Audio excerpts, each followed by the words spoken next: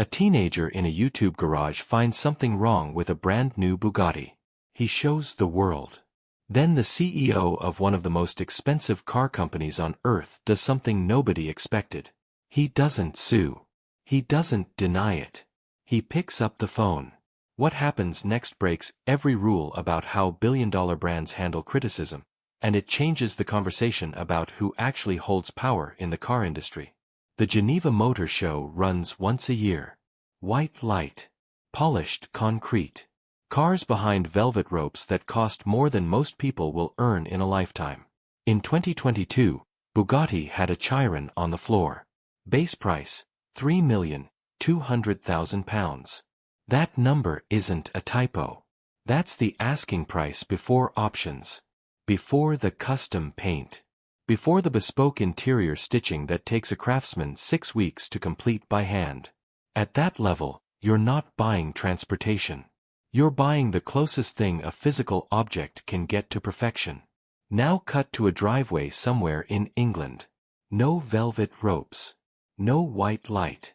Just a young man named Matt Armstrong, a camera, and a car he bought through auction. Armstrong isn't an engineer. He doesn't have a degree in automotive science.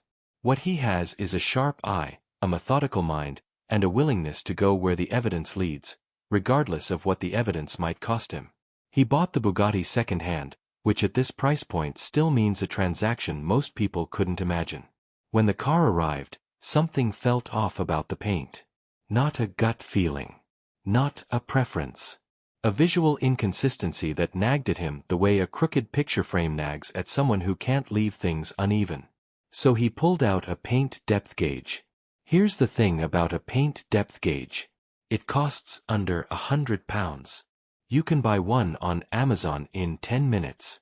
It works by measuring electromagnetic resistance through the surface of a panel, and it doesn't have opinions. It doesn't care about the badge on the hood. It doesn't know that the car in front of it was assembled in a factory in northeastern France by 20 craftsmen over 6 months. It just reads what's there. And what it read on Armstrong's Bugatti did not match what factory spec should look like. Certain panels came back 30 to 40% thinner than adjacent panels on the same car. Not slightly off. Significantly off. The kind of reading that, on any car, a Ford, a Toyota, a Range Rover, would immediately suggest that panel had been resprayed. On a factory-fresh Bugatti, that reading raises a very specific question. What happened to this car between Molsheim and the auction house? Armstrong didn't speculate. That's the important part. He didn't stand in front of the camera and make accusations. He filmed the gauge. In real time. No cuts. No edits between the reading and the result. He showed the numbers as they appeared, panel by panel, and let the viewer do the math. Then he cross-referenced the VIN records, the auction history, the dealership transfer timeline. He found gaps, places where the chain of custody didn't connect cleanly. He put it all in a video and posted it online. Within days, it had millions of views. Here's a question worth sitting with for a moment, and it's worth dropping in the comments below.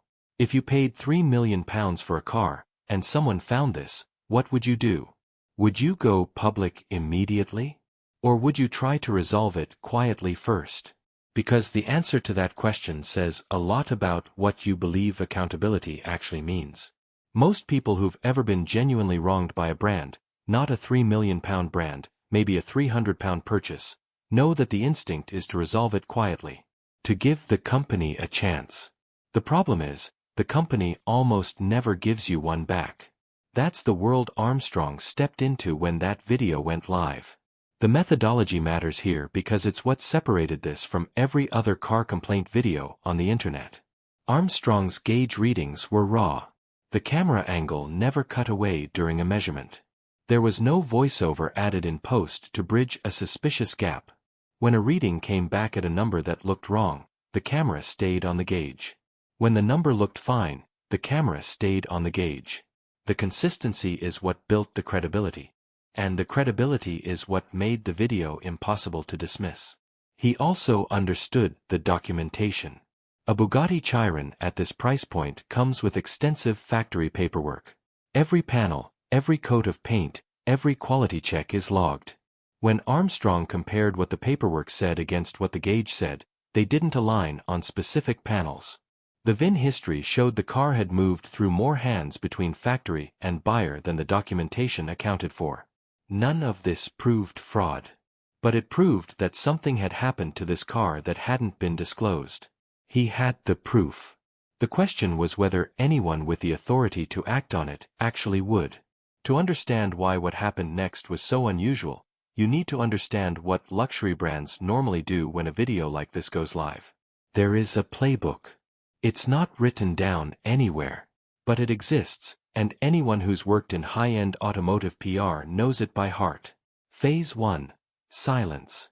You say nothing for as long as the news cycle will allow. Most videos die within a week. Most controversies dissolve before they require a response. Phase 2. Legal pressure. If the video stays up, you explore whether there's a defamation angle. You send a letter. Sometimes you don't even need to send it. The threat of a letter from a luxury brand's legal team is often enough to make a creator reconsider their position. Phase 3. The controlled statement. If the story won't die, you release 3 sentences through a press contact. You express commitment to quality. You note that all vehicles undergo rigorous quality assurance. You decline further comment. That's the system. It worked for decades. Rolls-Royce dealt with a high-profile complaint about water ingress in a customer's Phantom in 2018. The response was quiet, careful, and entirely off-camera. The customer was made whole under strict confidentiality.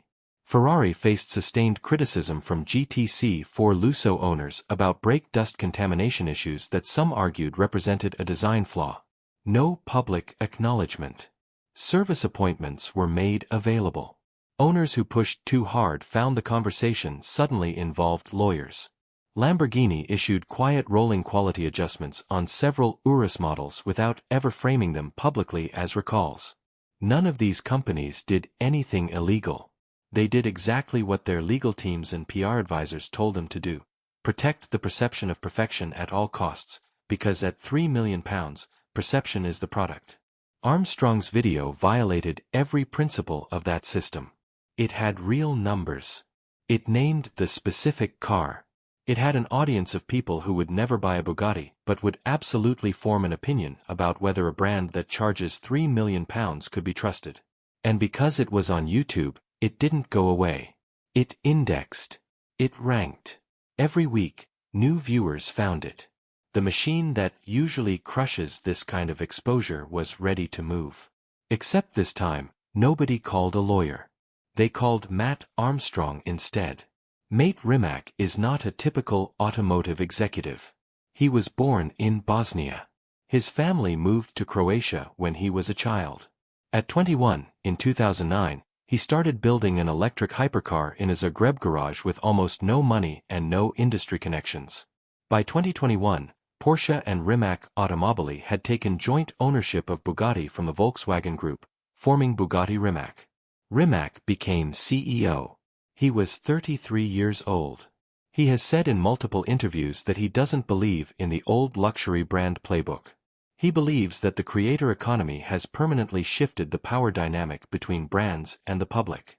He has spoken about transparency as a competitive advantage, not a liability. These are not talking points written by a communications team. They're positions he's held consistently, in public, for years. So when Armstrong's video reached the level it did, Rimac made a decision that contradicted everything the traditional playbook demanded. He reached out directly. Not through legal. Not through PR. A direct communication to Armstrong. He acknowledged the situation. He invited Armstrong to bring the car to Bugatti's facility in Molsheim, Alsace, for a full factory inspection. And he committed to the process being documented on camera. This is the chapter where the story breaks from every precedent. Think about the structural risk of that decision. Bugatti produces fewer than 500 cars per year. Every single owner is a relationship, a long-term, high-net-worth relationship that the company depends on for referrals, for repeat purchases, for the kind of word of mouth that no advertising budget can replicate. If one of those relationships goes publicly wrong, the damage isn't just reputational. It's relational. Every other Bugatti owner who sees that video starts wondering about their own car.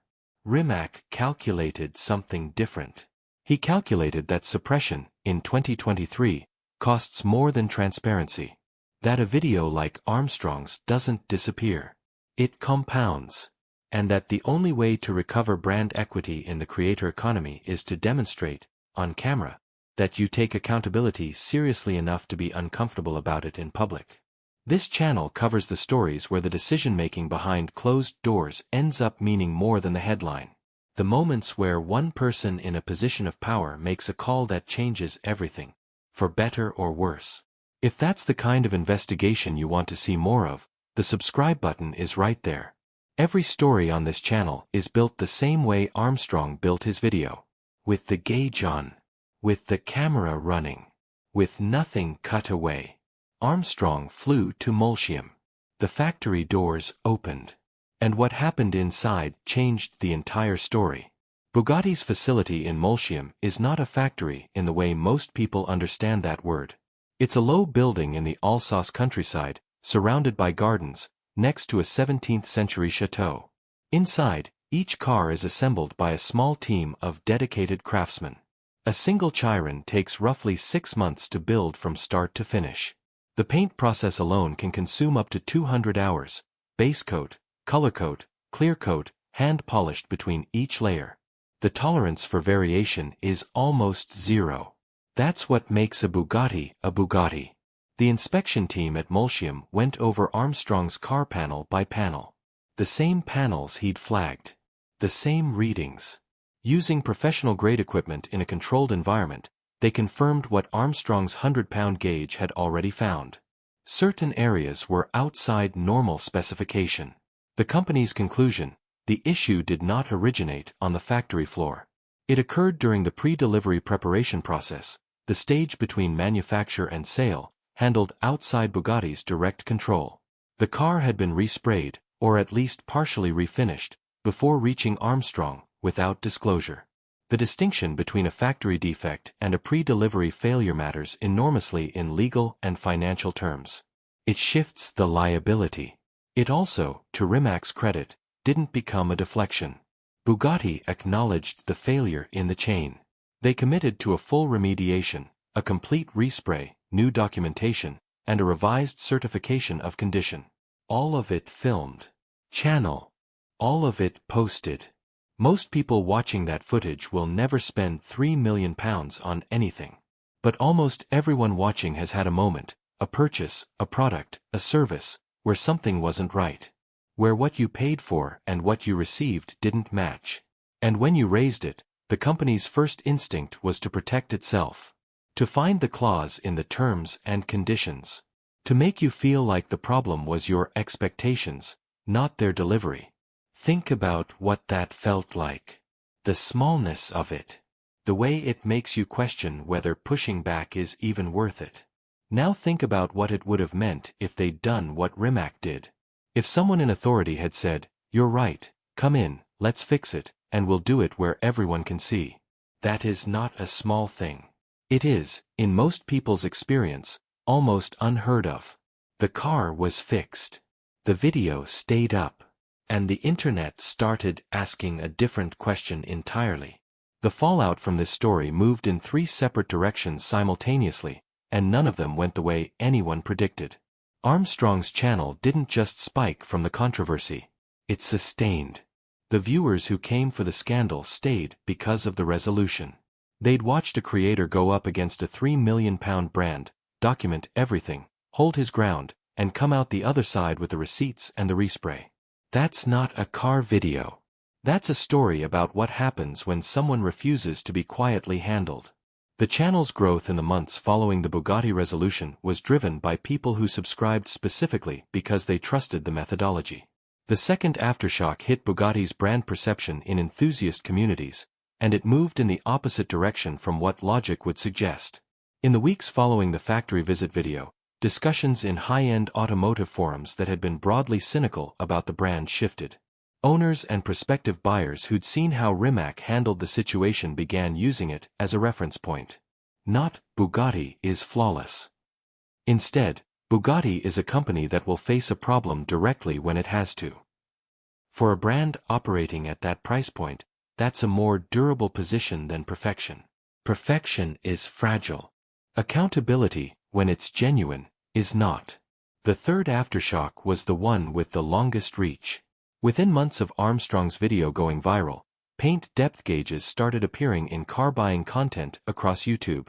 Channels that had never used one before started pulling them out as a standard step in used car reviews. A tool that cost under £100 became a recurring feature of automotive content at every price level. Armstrong didn't just document a problem with one car. He normalized an inspection behavior that the industry, at every level, had a vested interest in buyers not adopting. Mate Rimac's decision to pick up the phone, one call, made early, before the lawyers, generated more authentic brand recovery than any campaign could have purchased. The production company behind the most expensive television advertisement in automotive history couldn't have scripted a better outcome. Because it wasn't scripted. That's the point. The lesson isn't specific to cars. It isn't specific to luxury brands. The companies that survive public accountability moments in the creator economy are not the ones with the best legal teams. They're the ones whose leadership is capable of an uncomfortable conversation before the situation demands one. Rimac was uncomfortable. The car was wrong. The camera was running. And he showed up anyway. One garage. One gauge. One phone call. And a £3 million brand that almost learned its lesson the hard way. What happens when a company faces the same moment and makes the opposite call? When the cameras catch something real, and instead of Rimac's move, they reach for legal first. That story exists. It's significantly worse for everyone involved. And that investigation is on this.